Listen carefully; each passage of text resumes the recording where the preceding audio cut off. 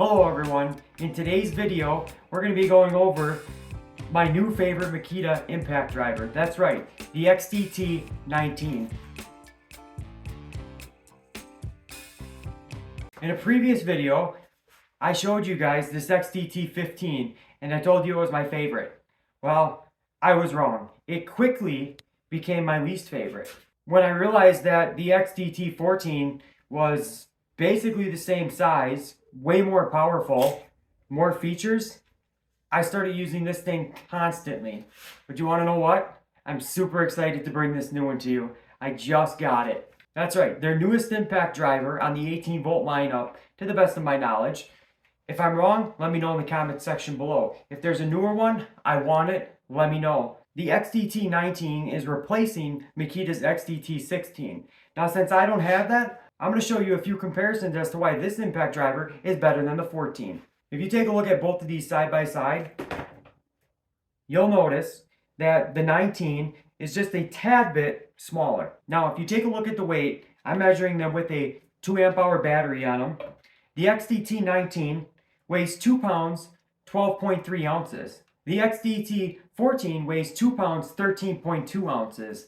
So yeah, Makita, they were able to not only slim the new impact driver down a bit in size, but they were also able to make it just a tad bit lighter. Honestly, you can't notice a difference. Or at least I can't. Maybe you can. Let me know what your thoughts are on the 19 and if it was worth upgrading over the 16 or the 14. Now, some of the improvements that the 19 has over the 14, one of them being the collet. They both have a quick connect collet, but I noticed on the 19 it's a little bit easier to push it in. Whereas if you go on the 14,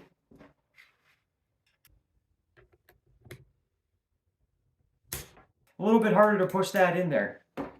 Want to see again? So the 14, it goes in, it's not the easiest. On the 19, it really does push in easier. I noticed right away that the trigger on the 19 was a lot easier to push in. If you go back to the 14, there's absolutely nothing wrong with it. It works great. I didn't even notice that there was a problem, because there's not, until I got the 19. When you push these two triggers, it's so much smoother on the 19, and it's a massive difference. I didn't realize that you could make this better, but I'll tell you what, it's better. 19 for the win. So since we've got the triggers pulled, why don't we talk about noise? But the decibel rating on the 19 is 65 decibels. The decibel rating on the 14 is 68. And in real life, you can notice the difference. The 19 has a lot softer, mellower pitch, I guess you would say. At least that's the way it sounds to me. The 14 has a lot higher pitch. So when I take the two, I can definitely tell that there's a difference. Do you guys hear that? 14, higher pitched. It's a lot mellower on the 19. I'm not really sure which one I like better. Now, if we're going to talk features, the 14 was a 3-speed, and it had one button that controlled it all with one other feature. Now, the XDT19 it's a 4-speed impact driver. It's got a 4-mode button that you can select, which is the black and white button, an application button, which is the white button with the blue arrow.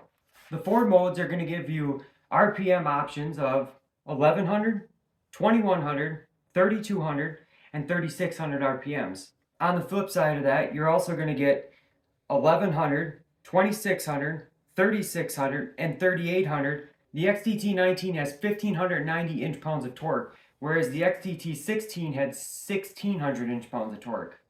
What just happened there? Anyways, if you want to talk about the 14 had 1550 inch-pounds of torque, so you did get a little bit of an upgrade there.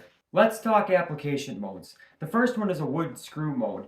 What this does is it starts out slow as it allows you to start the screw into the wood, and then as you get started, it'll ramp up the speed to drill that thing home. Pretty nice, right? And some people need that. Your second mode is bolt mode, and what that does is it allows you to take a bolt off. As soon as the bolt breaks loose, the impact driver will slow down so you don't end up shooting that sucker all the way across your shop. The last two modes are T modes for driving screws into metal.